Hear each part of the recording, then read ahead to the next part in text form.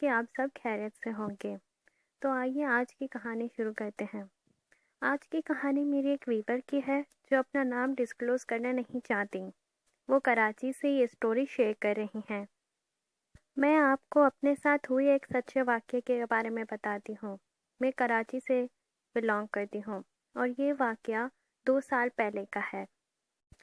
ہمارے اسکول میں سب نے ڈیسائیڈ کیا تھا کہ وہ ہمارے فارم ہاؤس ایک دن گزارنا چاہتے ہیں، کیونکہ ہمارے یہاں کافی اچھی فارمنگ ہوا کرتی تھی اور کافی اچھی جگہ تھی وہ، اور لانگ ڈرائیو بھی ہو جایا کرتی تھی۔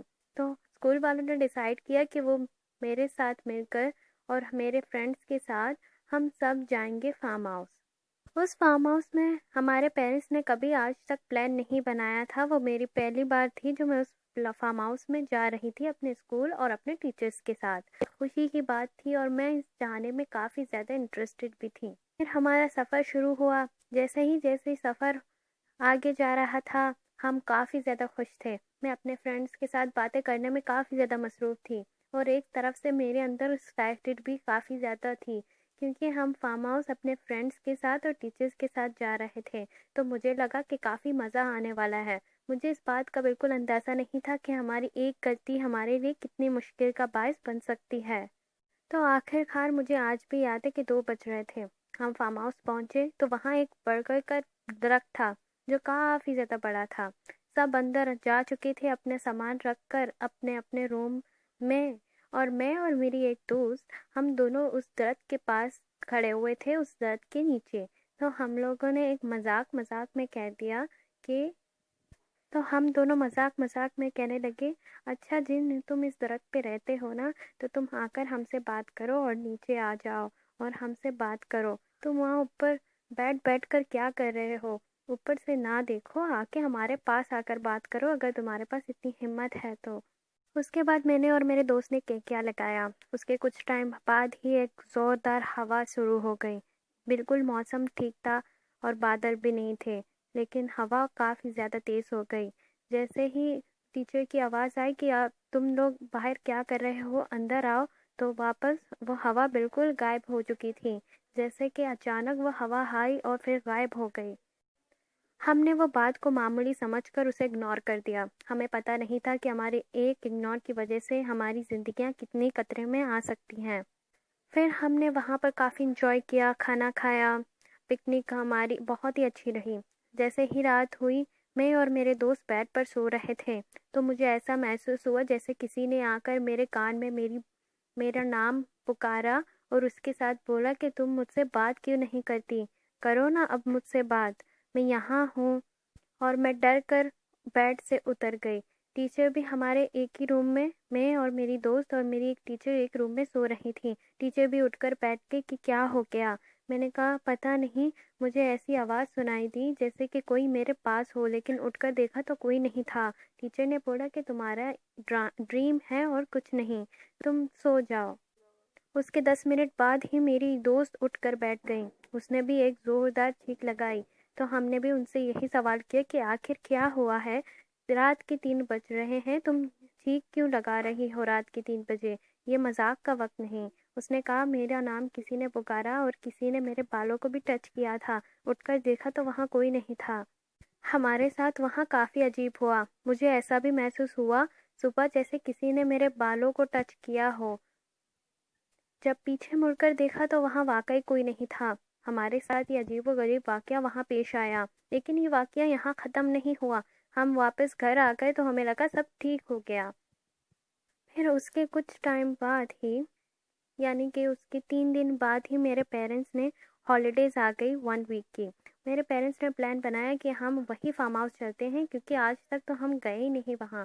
ویسے بھی میں نے ان کو بتایا تھا کہ وہ فارم ہاؤس کافی اچھا ہے، کافی ہرا بھرا ہے اور خوبصورت بھی ہے اور لانگ ڈرائیو بھی ہو جاتی ہے۔ تو انہوں نے مل کر پلان بنایا۔ میں انہیں کچھ بھی نہیں بتا سکتی تھی کیونکہ مجھے خود بھی کنفرم نہیں تھا۔ مجھے لگا کہ شاید وہ میرا خواب بھی ہو سکتا ہے۔ سفر بہت ہی اچھے سے شروع ہوا اور مجھے امید تھا کہ یہ سفر اچھے سے ختم بھی ہوگا، لیکن مجھے یہ نہیں پتا تھا کہ اصل میں وہاں جا کر میرے ساتھ اور بھی برا ہو سکتا ہے۔ جیسے ہی ہم وہاں پہنچے تو سب اپنا سامان اندر رکھوانے میں مصروف تھے، اور وہاں پہ ایک سوئنگ بھی تھی، وہاں ایک جھولا تھا۔ تو وہاں پر میں اس جھولے کو دیکھ رہی تھی، نہ کوئی ہوا تھی اور نہ ہی کچھ اور، ایک پتا بھی وہاں کا نہیں ہل رہا تھا، لیکن وہ جھولا خود بخود ہل رہا تھا۔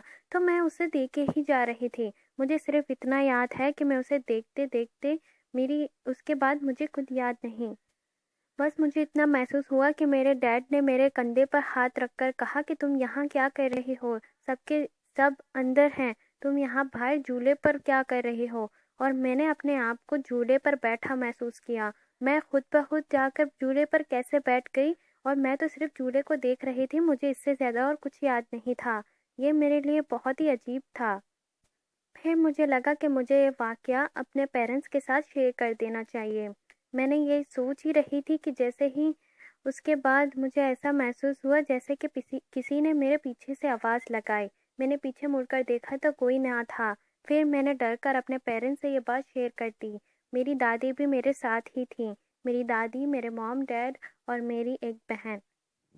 میری دادی ایک بہت ہی اچھی خاتون تھیں، وہ کافی زیادہ پڑھائی کیا کرتی تھی، تو انہیں یہ سب محسوس ہوا کرتا تھا، تو انہوں نے مجھے کچھ بھی نہیں بتایا۔ انہوں نے مجھے بولا کہ تمہارا وہم ہے اور کچھ نہیں، اور یہ بات میں بالکل اچھے سے جانتی تھی کہ وہ مجھے صرف ٹال رہی ہیں۔ اس کے بعد جیسے ہی میں اپنے دادی کے پاس سو رہی تھی، رات ہو چکی تھی، ایسا محسوس ہوا جیسے کسی نے میرا بستر کھینچا۔ میں اٹھ کر بیٹھی تو مجھے لگا کہ شاید میں سپنا دیکھ رہی ہوں۔ پھر پیچھے مجھے آواز آئی، عجیب عجیب آواز میرے آس پاس مجھے محسوس ہونے لگی۔ میں نے اپنے کانوں پر ہاتھ رکھ دیا۔ اس کے بعد ایسا محسوس ہوا جیسے کہ کسی نے مجھے چھونے کی کوشش کی۔ پھر میں نے زوردار چیخ کے ساتھ اپنی دادی کو اٹھایا۔ میری دادی نے زور زور سے پڑھنا شروع کر دیا، تو ماحول تھوڑا بیٹر سا ہو گیا۔ جیسے ہی صبح ہوئی، میری دادی نے سارا واقعہ میرے ڈیڈ کو بتا دیا، اور انہوں نے ساتھ میں یہ بھی بتایا کہ میں نے نیند میں کچھ ایسا دیکھا ہے کہ کسی انسان کا کام نہیں ہے، اور وہ مجھ سے یہ کہہ رہا تھا کہ تمہاری بیٹی مجھ سے بات کیوں نہیں کرتی، جب تک وہ مجھ سے بات نہیں کرے گی میں اسے پریشان کرتا ہی رہوں گا۔ ہم نے وہاں ایک ہفتہ گزارا تھا۔ وہ ہفتہ ہمارے لیے کافی عذاب تھا، کیونکہ ہم صرف مجھے نہیں، اس کے بعد میرے پیرنٹس کو بھی عجیب عجیب چیزیں وہاں محسوس ہونے لگی، جیسے کہ وہاں کچھ نہ کچھ تو ہے، بھاری بھاری سا محسوس ہوتا تھا، اور ساتھ میں کچن میں کچھ نہ کچھ گرنے کی آوازیں آتی تھی، یا تو روم سے کسی کی بڑبڑانے کی آوازیں آتی تھی۔ یہ سب ہم سے بالکل برداشت نہیں ہو رہا تھا، اس لیے ہم نے مل کر فیصلہ کیا۔ میری دادی نے مشورہ دیا کہ ہم وہاں قرآن خوانی کروائیں گے، تاکہ قرآن پاک کی تلاوت سے یہ سب اچھا ہو جائے۔ نے اس فارم ہاؤس میں قرآن خوانی بھی رکھی۔ اس کے بعد ہم ہمیشہ قرآن پاک کی تلاوت کرا کرتے تھے صبح صبح۔ اس کے بعد ہمیں یہ آوازیں آنا بند ہو گئی تھیں، اور ماحول بھی کچھ بیٹر ہونے لگا۔ جیسے ہی ہم قرآن پاک پڑھنا بند کرتے تھے، اس کے بعد ہمیں دوبارہ سے یہ سب محسوس ہونے لگتا۔